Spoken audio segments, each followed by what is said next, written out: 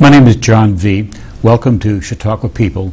This is the first production of our 5th season. My guest today is Tom Becker. Tom first visited Chautauqua Institution in December 1984, and then he began his service in the spring of 1985, first serving as vice president and head of the foundation. He later became executive vice president in 1990. He assumed the presidency in 1993 in November. And in December 2016, he retired as the institution's 16th president. Got the numbers right? 17th. 17th. Shame on me. Okay. And what was your initial visit to Chautauqua like?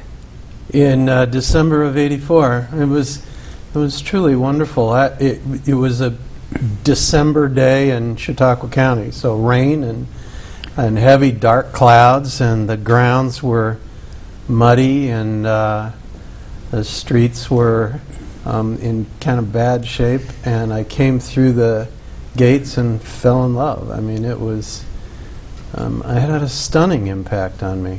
I think I was at St. Mary's College at the time as director of development, and so I'd been making the case for liberal arts for 5 years, and it's like I came through and thought, I know this place, aha, it's here, you know, and so it was quite a lovely moment.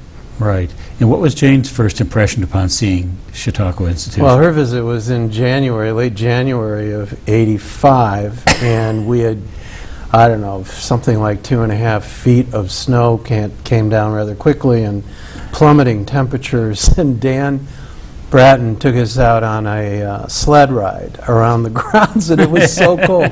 She had to borrow a coat, and he being Dan, could not have been more warm and generous and welcoming, and that affected Jane quite a bit. But she too was caught up in the beauty and the just remarkable singularity to the grounds themselves.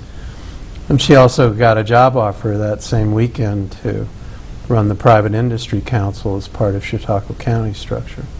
So it did, to the two of us, feel a bit like kismet at the time. Right, right. When I got to know you, I realized there are great similarities in our backgrounds. There's not simply getting our hair done at the same place.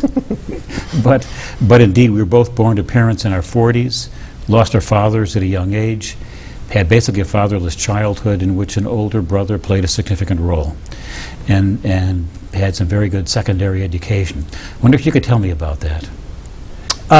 Certainly. I have 3 brilliant and wonderful siblings, 2 older sisters, then my brother, and they were all within 5 years of one another, and then 10 years later I came along.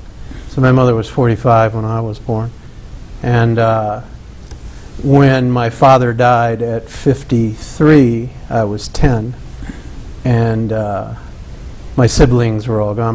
My sister Denise got married when I was 5, and Lurdine was married at that point as well, lived out on the West Coast, and my brother was working on the West Coast, so it was just my mother and I. It was, you know, it has that kind of impact, right? My father was an important, nurturing figure in my life. He was really quite wonderful, and his death had a big impact. I know for a fact that that's why ultimately my mother decided that I should go to Campion High School in Prairie du Chien, Wisconsin, which, in case you're wondering, is French for the end of the world. And it's a Jesuit boarding school there. So I left at 13 and got, as you point out, a really remarkable education. How did the Jesuits prepare you for the job at Chautauqua? A very rigorous approach to reason, critical reasoning, argument, making sound arguments of things, judgments, both moral and intellectual, rigor, hard work, real admiration for a canon of thought. they were really quite exquisite in that way. So I had that influence in high school and then again at Xavier University in Cincinnati for college. Right, right. Now, you found your career initially in fundraising. Could you tell us how you got to fundraising as a career field? Well, actually, I was in government for 7 years. I have a master's in public administration, and I worked within the city of South Bend for 7 years. And we had turned over a number of mayors in that period of time. If you've ever been through that, you know how exhausting that can be. And out of the blue, I got an offer from St. Mary's College. I had just also gotten an offer to go work within the area of public affairs out in Iowa in a coalition of governments out there. So the real question was, do I stay in my field and move, or switch it out and stay in South Bend, but switch it out and go at St. Mary's? And for a lot of reasons, almost entirely personal, I went to St. Mary's. So that's when I got into development. They hired me as director of development there. I knew many of the people there, and I worked aggressively in United Way and other public avenues within the city. So I knew a lot of people, and they felt I was positioned to move the program. Right. So I was there for 5 years. The last 5 years of John Duggan's presidency, and again, I was approached by Chautauqua and made that change. And Chautauqua then said, come take a look, or? Yeah, Dan Bratton became president in 1984, in August of '84. And the vice presidency for development had been open through a series of other changes going on in the administration.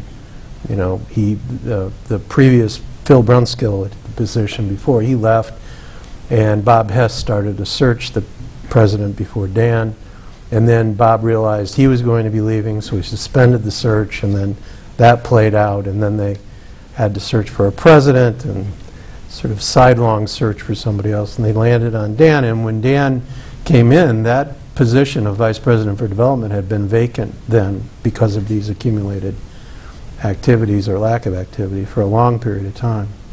And he didn't like the applicant pool he was looking at, and asked Arthur Franzreb, who he knew from his time in Kansas, and Arthur was a giant as a consultant, and especially in liberal arts colleges. And out of the blue, Arthur told him, you know, this guy isn't looking, but you ought to go talk to him, because I think you'd like each other, and he might like this. So out of the blue, I got contact from Chautauqua. I was on the phone with Dan, and then Dan and senior staff. The only thing I knew about Chautauqua at that time was its presence in the book Zen and the Art of Motorcycle Maintenance. So the idea of a Chautauqua dialogue that would deepen the discussions across disciplines was planted in my brain through Persig's rather wonderful psychological novel. But apart from that, I didn't have any idea about Chautauqua before I came in the interviews. So let's switch gears in a little bit. You came to Chautauqua, and your first job was in fundraising, and you were dual-hatted both as a vice president of the institution and as head of the foundation. I was, well, the actual head of the foundation then was Dick Miller. He carried the title of president of the Chautauqua Foundation. Okay. And when I came in, I was actually hired by both Dick Miller as president of the foundation and by Dan Bratton, president of the institution. They were separate, they still are, separate 501c3. And I served as vice president of the foundation as well as vice president of the institution. Vice president, and if you know Dan Bratton, or knew Dan Bratton, and if you know Dick Miller, you know that there are very wonderful human beings, both of them, but very different approaches to issues and working things out and to interaction. Right. But I loved that period of time. I learned so much from both of them. I'm very grateful to them. Dick and I had a very, well, Dick and Dan and I really had a very close relationship with both of them. Now, you had the lead role on staff for several capital campaigns. Wonder if you could tell us a little bit about those and what you learned from them. Well, I was hired to build a professional philanthropic program at Chautauqua, and in those early stages of the interviews, one of the things I was insisting on with Dan was a real partnership, and gratefully Dan was offering it. So instead of thinking about raising money as an afterthought of, okay, we need revenue, let's go raise some money, the idea was to bring the issues of philanthropy into the centerpiece of how you think about the advancement of the organization. Its programming, its physical facilities, its direction, its strategies. And if you do that, you can infuse real impact with philanthropy if you can draw people to it.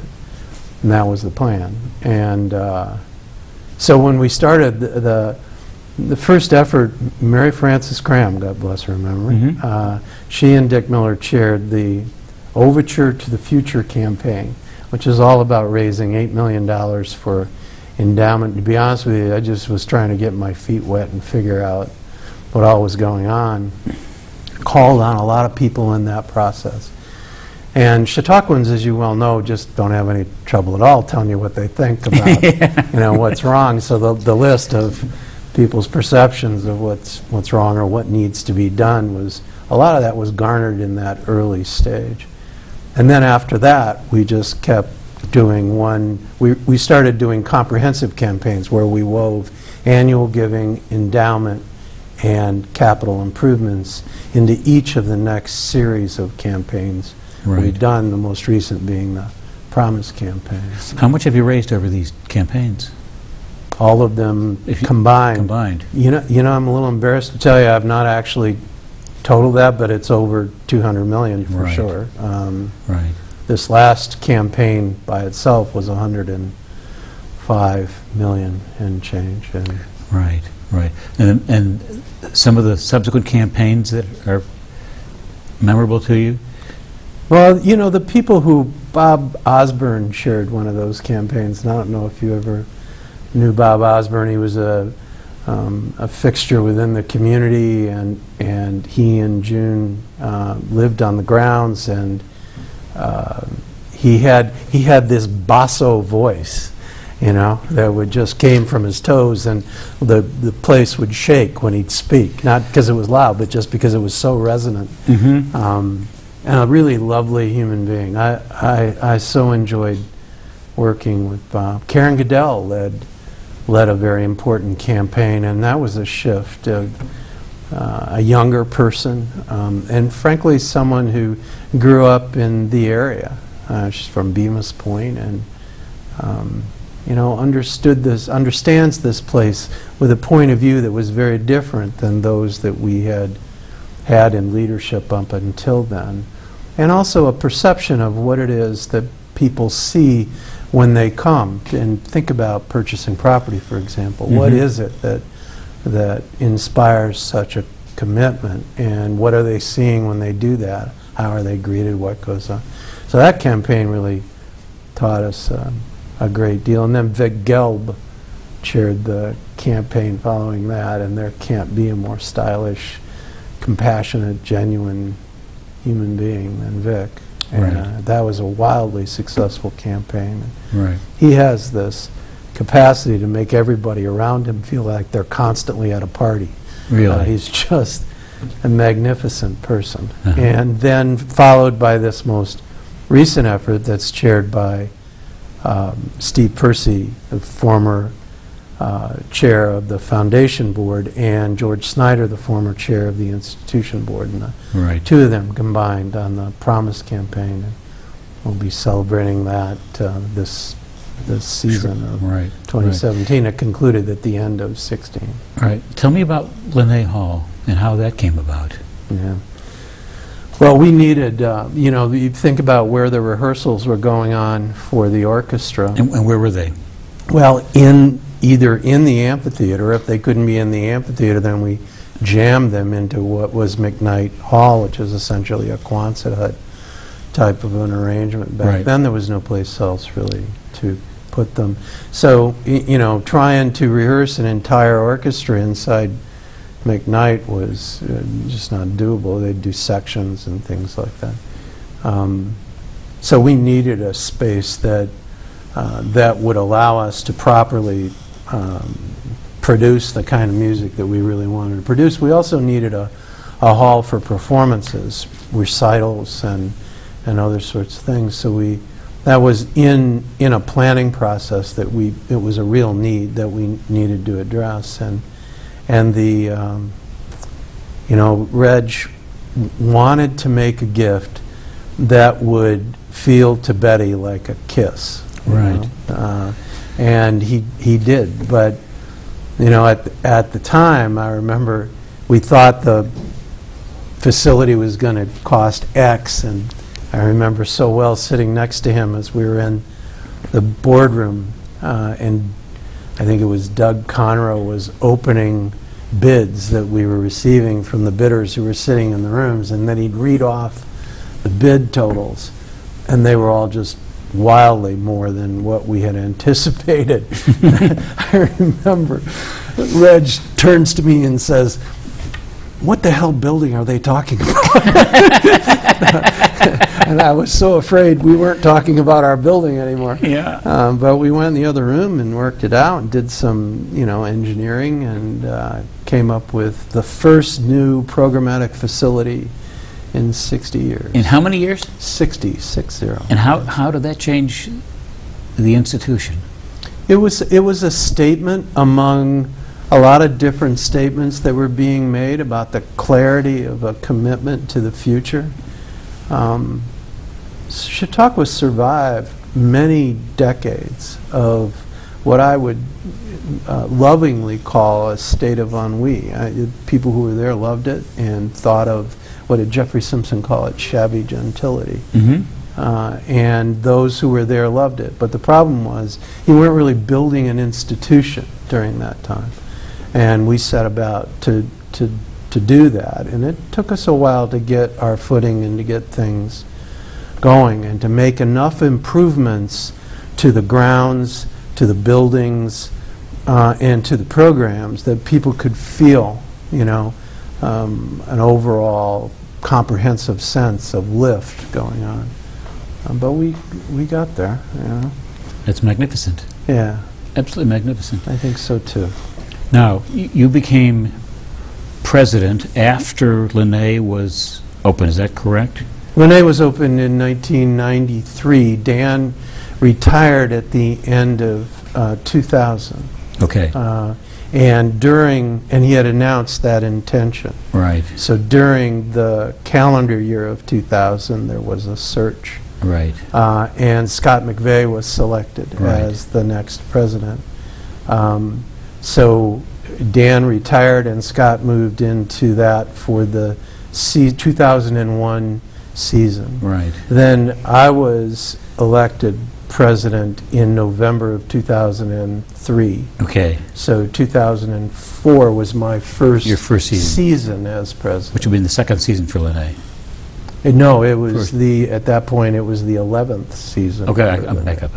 Okay, so indeed that was an established facility then. Yes. Yeah. Now, during your tenure, you developed a reputation for hiring and retaining some very good people. What were you looking for? How did you attract them? How did you keep them? Well, you know, the search process for personnel is, you know, undertaken with a great deal of diligence and effort, and a whole lot of it just is luck. You know, there's a chemistry that goes on that you look for. But we had a lot of help in finding people. You know, the hiring of Sebi to replace Joe Johnson. I mean, you talk about someone who's had just a gigantic impact on the life of Chautauqua Joe Johnson was a figure that people thought of the way you thought of a pillar, you know. I mean, he had a presence, he had a command, he knew what was going on, he knew everybody in the place, he has a capacious mind and a real sort of broad set of interests and a scatological approach to exchanges that marked him individually. Yeah. So replacing him was no small deal. And Sebi had been, when I first came to Chautauqua, Sebi was an auditor for Chautauqua from a local firm. And I met him in that regard. They did the audit for the foundation. And I was involved in that and the institution. So long admired him, and I'll tell you, he, not unlike Joe, knows exactly what's going on in this place, has a firm command of what all that means, has a complex array of things underneath him that he manages with such aplomb. You cannot ruffle this man, he's decent and hardworking, and that's really the, when you go through that list of people that were there before, the Joe and Dick Reddington and Jack Volker and M.T. Menino and Ross McKenzie, and Dan Bratton, and Mike Collins, and I didn't mean to say that, Mike. Sullivan. Collins was a board member. Mike Sullivan. They're all really remarkable people, but we produced 2,200 events in a 9-week period of time. Right. In a very concentrated array of facilities with people coming and going in every one of them. And it's a creative process. We aren't making widgets here. That's an environment that if we don't trust one another and believe in one another and have respect for one another, it's a formula for disaster, because things are always going wrong. And the question is, are we in this together and can we fix them? Or you're going to stand around and point fingers. And every one of the tranches of employees that I was involved in, we're all part of that. We're in this together, and a lot of disagreements. We talk candidly with one another. I think that's part of the issue of trust. There's heated exchanges that go on, but none of it personal, and none of it evolving to any kind of lack of trust between us. And it's one of the more you'd ask anybody who's worked there for a while. It's one of the more remarkable atmospheres to work within. It's hard work, but it's incredibly satisfying, and we have a lot of fun. Right. Now, one of the changes that occurred then was to bring in Ross, so we had a full-time presence from somebody in the Department of Religion during the year, and it was no longer a part-time appointment. Dan made that. How did that change? Made that move. It changed it more than anybody knew at the time. In fact, they used some conferencing revenue as a way of paying Ross to be there on a year-round basis, and Ross was oddly enough in charge of conferencing for a while, which of course he did with his own style and delivery. But his presence at the senior staff table means that as we were talking through any issue you want to talk about, the choices about what it is we're doing with property, or the issues we're having about policy, or the development of programs, and not just the programs that the Department of Religion would normally be looking at, but across the board programming. And his muscular, poetic mind had this almost insidious impact on all of these kinds of things that we were talking about, and lifted the dialogue in ways that I don't think anybody really tabulated at the time, but we all benefited from in a huge way. And became aware of it. Yeah, no, he was wonderful. Yeah. Let me ask you about the primary program activity during this watch, which was the Soviet program. Yeah. Tell us about how that came about, and certainly you had some very major roles to play in that.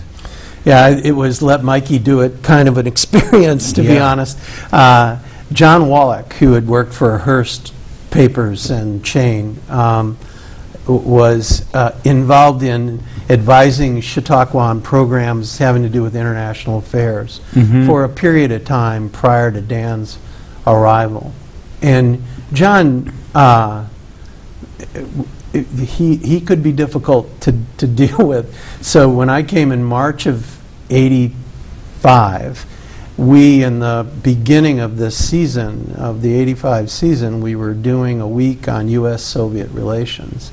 And John was the designer of that week. And Dan sort of turned to me and said, "Okay, you're responsible for John Wallach," because nobody else wanted to deal with him. And it started both a friendship for John and myself, but it also put me squarely into the work of programming, the afternoon lectures and breakout sessions, as well as the 10:45 morning. And boy, it just lit me up. And John, in that summer of '85, saw an opportunity for us to be doing an interactive exchange with the Soviet Union in programming. And at the time it sounded undoable, but then by the fall, Reagan and Gorbachev had signed the Cultural Accord and exchange program. And we were teed up, and Wallach pushed all kinds of buttons, and a guy named Greg Guroff and Steve Reinsmith headed the President's Commission on Cultural Exchange with the Soviet Union. And we walked right in that open door, and we were the full-scale program for the implementation of that. I mean, there were many other things that went on as well. But so it was just timing, and John's intrepid, you know, there are no barriers. And that continued through 1989. So we did a large program in the Soviet Union, actually outside of Riga, Latvia. In '86, came back with 300 Soviets to our campus, to the institution's grounds.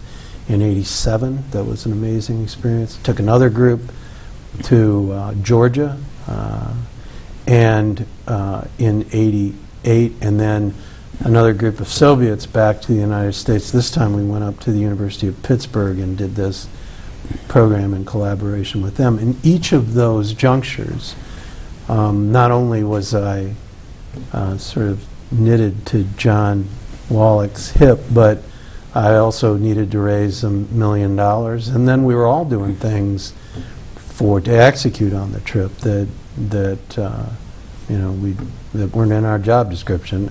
It was just, how do you make this work? And amazing. And I remember David Faust was chairman of the board in 1986. Right. He had taken over from Howard Gibbs. And when we were supposed to go to the Soviet Union in the fall of '86, a reporter, Nicholas Daniloff, was arrested in a park in Moscow under charges of espionage. And all relations between the United States and the Soviet Union were suspended. They were frozen.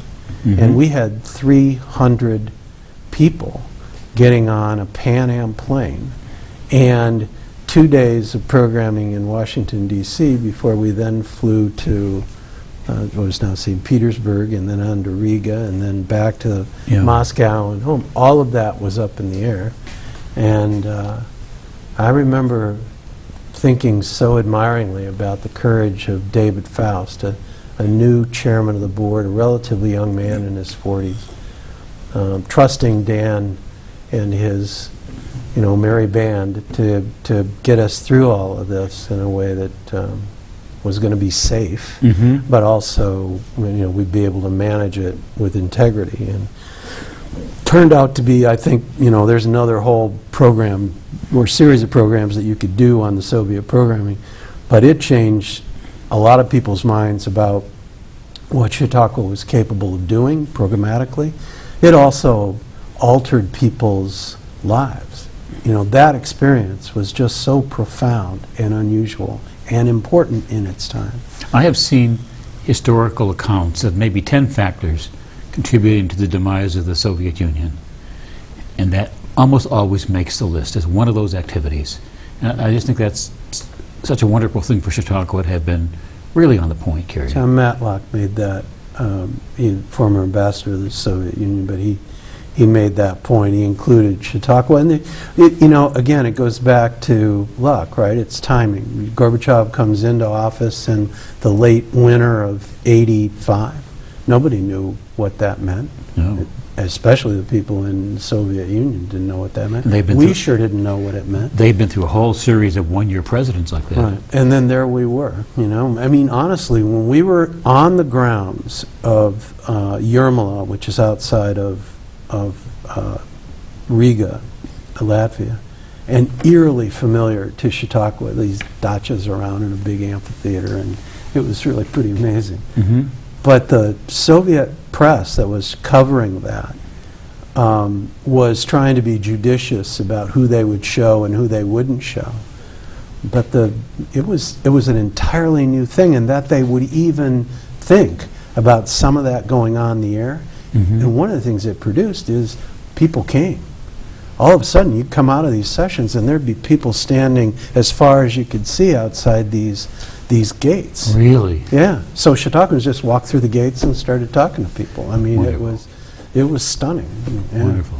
Yeah, it was beautiful. And the performing arts and all of that being involved to watch American and Soviet artists, and how art, once again, is a language that transcends a lot of the conflict and reminds people of a basic sense of humanity that is shared, right? Right. And the risks that are at play for both sides. And Right. in that, it was brilliant. We did programming on religion and on rights and on medicine, and it was stunning. Right.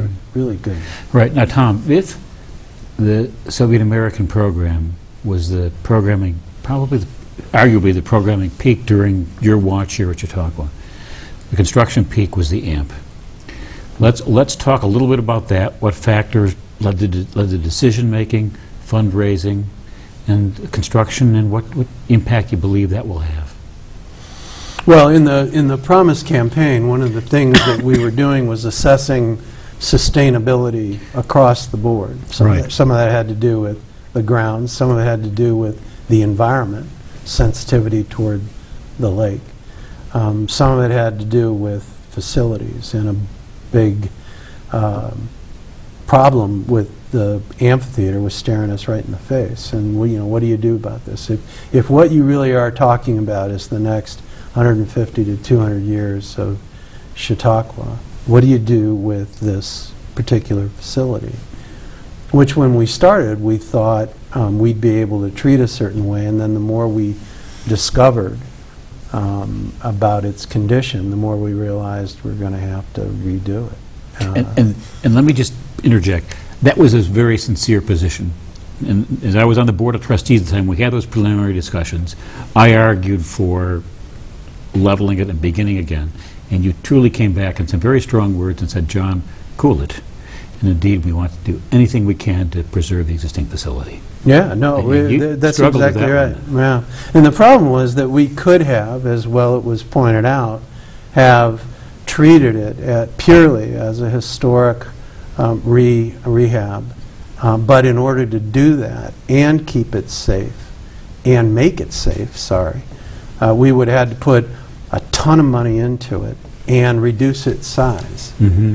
And we were going to lose, I can't tell you how many seats, and what we were trying to accomplish here was to maintain a sense of assembly.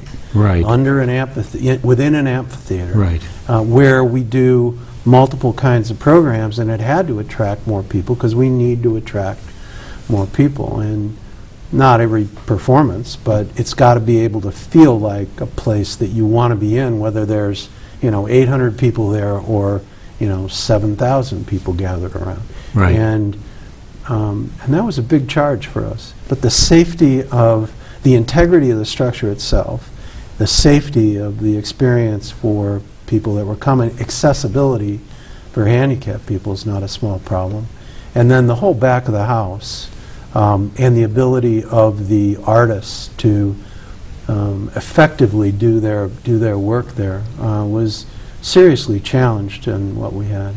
So all of that combined to evolve to where we are, at $41.5 million. Right. Now, was there consideration to moving it and going to a new venue?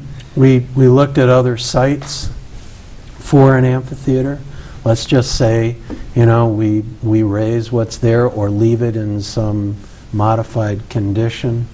You know, should we go build our amphitheater somewhere else? We looked at 7 different sites. Mm-hmm. One of the people in that charrette was even pushing for a barge on the lake.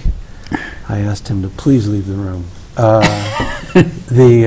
So we did look at other sites, and honestly, I'm delighted with how firm people were about, look, think of the practicality. Let's put it out across the road so that it's easier to get to for people, and it'd be just like an arena and X number of other places. But we ended up being committed to the idea that you're coming to this amphitheater, you're walking through this community. Yeah. And that connection between the community and the amphitheater, its location in the center of the torso of the community, you know, a literal heart of the community, was something that we needed to preserve. The ability to have everyone gather for large and small performances is preserved in this. Yeah. And then when you walk into the new amp, I mean, it's evocative. It's at once evocative and, I believe, respectful of the history of that experience, but also constructed, designed, and delivered in a way that the accessibility is there, the safety is there, the improvement of the experience is there, the whole back of the house is just, you know, a world again different than what it was. And right. They're going to do great work in that, yeah, in that wonderful hall. The rapidity with which it came down once it was disconnected from the organ box, and most people have seen videos of that, and it just punctuated the point that a major change needed to be made, and we're grateful for your leadership to have done that. That was a startling image, wasn't it? Oh, terrible, terrible. Let me throw a curveball here. And one of my entitlements, a question we didn't talk about. And it takes me a while to build it up, and you're going to have a good chance. It's a good student. Now, during the season, a trip to the President's house, an invitation for dinner at the President's house, was always a sought-after item. And it's clear to me from my time on the board that you were reading and knew a lot more than just would come out of some books like Morrison's, which is good history. So let's say you and Jane had the ability to invite 3 of the previous 16 presidents for dinner. And it was be off season, so it's going to be quiet, you're not going to have to rush out. Who would you have invited, and what would you have asked them? Oh my goodness. Well, I'd go back to the founders, because I think one of the really powerful characteristics of this institution is how tied we feel to our founders. And right. It's not an intellectual exercise, it's an emotional exercise. And I think their courage in their time, their radical thinking in their time about this, and then the sustainability of the importance of that idea playing out over a long period of time is just stunning. I tip my hat to them every chance I get. So I think of the 2 of them as one, and would love to have the chance to talk to them. Arthur Bester, Arthur Bester is brilliant. And what did he do? Well, first of all, he was president for 34 years, and having done this for 13 myself, I can't even process what right. that must have felt like. But he had worked there as I did prior to taking over that position, so he really devoted, a really outsized period of his life. And the time frame? Well, in 1917 to 1944, 43, 44, he died. World War I, the interwar years, into World War II. Been through it all. The Depression. They took They took economic control away from him when we were in receivership, continued the program, continued to run the place, did a lot of work at a national level. Arthur Buster was a huge individual in the life of this place. And then, you know, God bless him, I want Dan back. Okay. So I spent the night giving him a hard time about the fact that the Cubs won the World Series. His Mets sat at home. I'd have a lovely time doing that. And you'll say, it's about time, Yeah, Becker. yeah, but there are so many people that you meet. I see the picture of Sandra Day O'Connor there, the number of visits that... Can we get a good picture of this? See, I'll just put it over my shoulder here. And this was a special edition of the section of the Daily that was produced. We had it right there before, so we can see the front of it. Okay, I think. Can we go to the other camera? Okay, I should have warned. There we go. And this was a special edition, and it just shows the affection people had for you. Well, but my point was, Sandra Day Senator O'Connor is a giant in American life, Right. And she came to Chautauqua regularly, and her friends, the Cornells, and later the Parks, always made her welcome physically. And because we were neighbors, we got to know one another beyond the contact we had within the program, and that just enriched Jane's and my life. Her husband, John, was remarkable. Her kids came, her friends. She had a group of 4 women, I think, that came to Chautauqua who had graduated from Stanford with her. You talk about a group of women that had something to say to one another. It was magnificent. So it's just simply one more example of so many. Right. I mean, Jane and I are never going to adequately, I think, express the sense of gratitude we have for this gift in our life that Dan gave us back in '85. Who knew, right? 32 years later. But the richness of this experience, the way it's touched my mind and my soul and my relationships and my sense of the world. And also, boy, you can get really depressed about conditions either within this country or in a global context on a pretty regular basis. Right. But I'll tell you, you spend time at Chautauqua, there's a serious point in which you can be encouraged, because we can, in fact, talk to one another about difficult sorts of things. We can set a pattern of a constant improvement and learning, and model a different kind of approach. And you think about that being initiated in the ether of the Civil War, when Vincent and Miller, first created this idea. And I tell you, I don't think it's ever been more important than it is now, right now, in the American experience and psyche. Right. What were your greatest satisfactions from serving as president? As president? Well, I think, frankly, we became very dedicated, fact-based organization. Our devotion to generating good information and using it effectively not only made management better and more accountable, to be honest, but also drove a strategic planning process to a level that I'll put up against anybody. I think Ron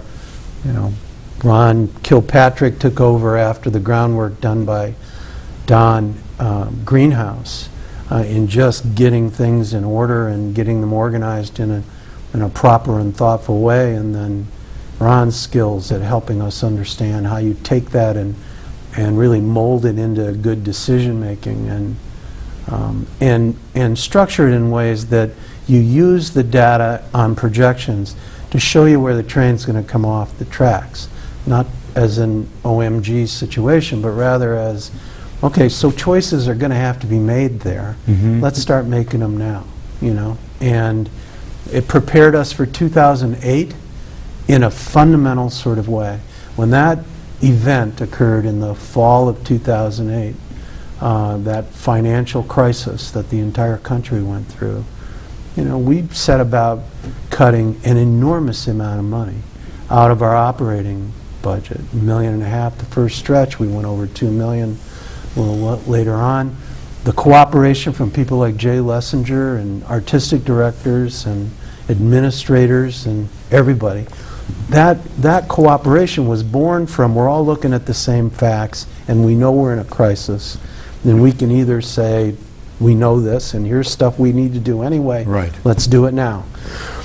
And we ended up coming through that, I would argue, as well as any nonprofit did. You think of all the nonprofits that faced real closure during that time, and some did. Mm-hmm. And we got through in really good shape. And I think a lot of that has to do with the consequences of our ability to deal with facts, to run our narratives on those facts, to get our minds around choices need to be made, and then recognize the situation we're in and make those choices. Right. I think I'm very proud of that as president. I think the devotion to the inner arts, that, just to use the Romeo and Juliet performance as a simple example of something that's not simple at all. Mm-hmm. But arts programming at Chautauqua isn't there simply because the symphony's been there since 1929. Our symphony has been there since 1929, or that our opera has been there since 1929. That's not why we do these things. Mm-hmm. We do them because we're devoted to music and to musicians, to art. Right. And one of the things we can do is to bring different art forms together in a collaborative, artistic, creative tension. And we did that, and we can still do that. And what comes out of it is stunning. And I would argue, very difficult for even places in New York and others to copy. Even if you have resident companies of all those different kinds, the idea of bringing them all together and working out all the difficulties of the different cultures inside those art forms to put on a single performance. But that evening of 500 artists collaborating in a performance, and 3 pairs of Romeo and Juliets on the stage at the same time. Vivian Benesh's vision for that was absolutely brilliant, and people like Tim Muffet with the orchestra, and there were, I'm going to blow this, but there were something like 80 different musical changes in the course of that production. Yeah. The cooperation from Jay Lessinger and the orchestra, or the opera company. Right. And the Music School Festival Orchestra, and it just went on. Ballet, Jean-Pierre created new pieces for all of that. Wonderful. It was, but I use that simply as an example of what we can in fact do, and do in smaller ways naturally all around the grounds. And what I want is for people to really look at it and think about, why and what's the value of this. Right, right. Now, as we are sort of coming to the end of our hour here, let me ask to me a very important question, and that is, as leadership is being, mantle of leadership is being handled to a younger generation, what advice would you give?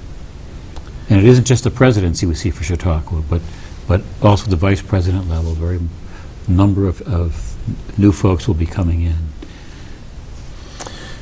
Well, I'm not sure that Michael needs my advice, okay. But I'd be happy to give it. I think he's quite a gifted young man, and I'm very confident that his creative genius is going to take where we are now and drive it to new levels. Right. My advice really has to do with how you go about conducting your work. And this is true at every level. Chautauqua is the most accountable place you'll ever work. Mm-hmm. Because the people who are the beneficiaries, your customers, everyone that you serve, they're all there at the same time, and they're all experiencing it. And they all have access to you. Walking down the street, getting an ice cream cone, right after a program, right before a program, during a memorial service. And I think the advice I give is remain completely authentic. You know, be honest about who you are, share that with them. And people will make their judgments about what they like and don't like about that, but they'll respect authenticity. And then the other thing, which is true for vice presidents, right on through the organization and those who do work, you know, say in gardens, is intellectual curiosity. And I think the idea of doing work because you're thinking about the why of the doing of the work is something that flourishes at Chautauqua at so many different levels. Betsy Burgesson, who does the grounds, you know, she's an educator. And she goes quickly to, this is why we're doing what it is we're doing. And at Chautauqua, everybody around you that encounters something doesn't just say, it's beautiful. They end up saying, yeah, but why did you do that? You know? And in my experience, more and more, right through the organization, every single person is delighted by that conversation and engages in it. And I think that's a powerful idea. And then the last piece of advice is don't underappreciate the power of this platform, of Chautauqua as a platform, and what it can convey to a world that really needs it. Figure out ways to get that message out to more people, but without giving away the integrity of the work we do. Is there anything else we need to add? Gosh. No, I've had a lot of fun, John. Yeah, it's been nice to be with you. I guess the last thing I'd say is just, again, what a joyful experience this has been for Jane and I, and how, you know, Chautauqua County became our home, and the presence of this institution as part of the larger Chautauqua County is something we experience in a very direct sort of way. Our friends, colleagues, a lot of Jane's work is spread through the county, and we can see the value that the institution can have, and also the value the area has right back to the institution. And that's something I've never, I grew to understand in a really profound way, and I'll never get over how lovely all of that really is. Well, great. Thank you very much. This has been great fun. Thank you, John. And do come back. It's a pleasure to be with you. Great. Yeah. Great. This has been Chautauqua People. My guest has been Tom Becker.